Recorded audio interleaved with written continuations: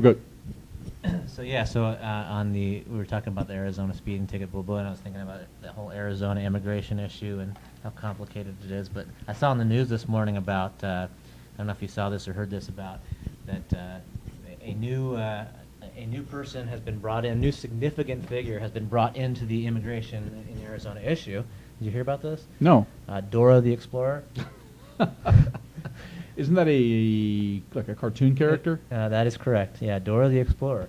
And apparently, and I'm very curious, and I should have looked this up on the web too earlier, but I didn't. But yeah, they were showing this is on the the local news, ABC News or whatever, right. A major network. And they were showing how there's this big uproar now because Dora the Explorer has been shown being like battered and bruised because they were like hassling her for her immigration status or whatever. And the way that they presented the story made it sound like that the actual creators of Dora have actually slipped this into the regular storyline, which probably isn't. I'm probably seeing that out of context because I can't imagine. But they're saying, why do we have to bring the children into this? And it's yeah. It's no, I vaguely know Dora the Explorer. My little nephew, they used to read all the Dora the Explorer books, and I remember the one thing I remember about it is that she was doing her exploring or whatever it was, but then all of a sudden she would just spontaneously slip into Spanish, like she'd be talking in English, and all of a sudden the text of the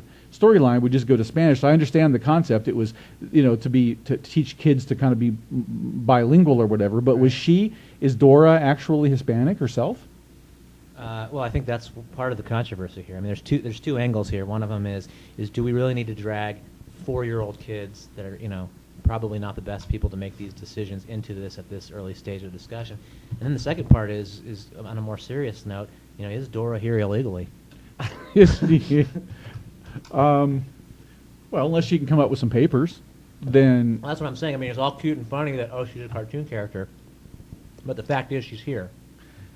And she may or may not be here legally, and this is an issue that we need to resolve. Right. So what was the news article thing? Was it trying to say that are they using her as sort of a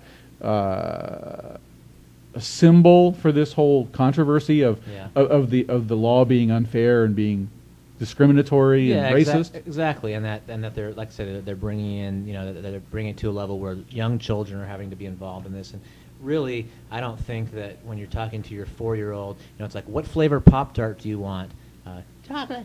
And what kind of toothpaste do you like? I'll go fresh. And I don't know if they really say that, but and then well, what's your what is your stat? How do you feel about the whole immigration in Arizona issue? It's not fair. I don't think we need. I don't think we need. By the way, that was one of my better voices. Was it really? Yeah. As you know, I only have about 2 voices when I go to an accent of any sort. Right, But that was a child voice, and it really wasn't. I got to say, it wasn't that bad. Oh, just for the benefit of the listeners, let's go ahead and for future reference, and do the voice. Let's say you're the cop now talking to Dora, but you're a cop from Russia. Russia. Make you a Russian cop. Man. Yeah. That's tough because it doesn't really matter. But in my own mind, I think it's tough because I know they all come out the same. Do it.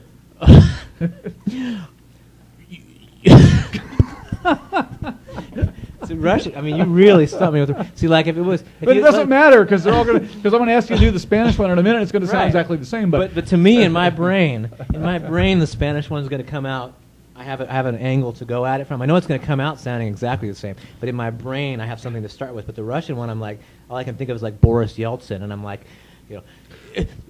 Dora, we are. Dora, we. Oh man. You are. We must see your papers. That sounds Japanese. That's not even close. Yeah, it's funny how someone really. I don't want to pat myself on the back, but someone of such high intelligence, general brilliance, and whatnot, all right, and the ability to do so many things with my voice in terms of singing or just really being a top quality commentator, has just no ability when it comes to the only voices that I can do that I'm really proud of course, is my Skulltar voice. But with modern technology, Skulltar has really lost its value. When I was young and they didn't have audio tools that you could mess your voice up with, people could just for me to go, "Hello, Greg." People were amazed by that. But now, of course, you can just press some button and make your voice sound like that anyway. Right. They got all the tools. In fact, that sounds like the audio on most every song I've heard in the last 2 years. Come out on the top 40 stations.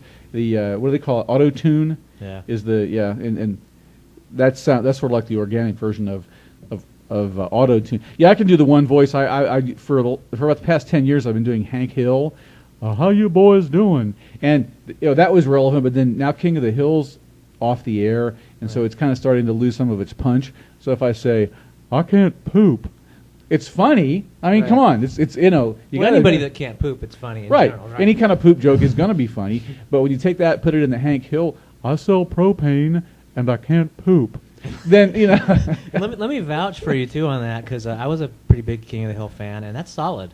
It is. Very I have solid. to. I say I don't give myself credit for much, but I've gotten numerous compliments on my Hank Hill. And the key to the Hank Hill voice is not just that intonation, but it's the country guy who talks like a hillbilly guy, but he tries to pronounce certain words in the non-hillbilly way. In other words, he'll say like, Bobby, I'm not going to put up with that. So he'll enunciate going, right, but the rest of it will sound completely hillbilly. So it's a very delicate combination of that. Now, Peggy, I'm not going to put up with that from you. And actually, going's the only one I can think of. And once again, we go back to great job with that. But remember, 90% of our listening audience is under the age of being able to remember this show, and so we've kind of ran its course on that. Right, or they've seen it in reruns on Channel 62 someplace, but have no interest in it whatsoever. Yeah, they're like, did they really have shows like that when you were young, Dad? I never actually, and it's funny because I never really watched more than one or two. That show was on for like 13 years, and I never watched more than one or two complete episodes because I just never found it funny. I mean, back when it was in its big day, South Park was real big, and then of course Family Guy came along, and I just never found King of the Hill all that funny as a cartoon. I found Beavis and Butthead, the guy Mike Judge who created it, great show. That was genius. King of the Hill, not as much. Yeah, I never understood Beavis and Butthead. Really? Never ever understood Beavis and Butthead. Never did. It was a stoner thing. I mean, pretty much it was. I never got that. I definitely The Simpsons, when The Simpsons came out, and I still stand by it this day, that The Simpsons in its prime, and mind you, it's been on 20 years now, but in its prime was the best writing in television. That didn't mean it was my favorite show, because I just didn't always want to watch it, but when I did, that Interesting Man commercial, the most interesting man in the world? That's what I was starting to feel like there. I didn't always watch The Simpsons, but when I did, I found it to be the most interesting television writing, and it was really solid. Wow, another awesome accent right there from the most interesting guy in the world. Man, there's like an endless well of voice talent here. Yes, definitely. There's definitely some kind of endless well. I'm not sure of what. I think your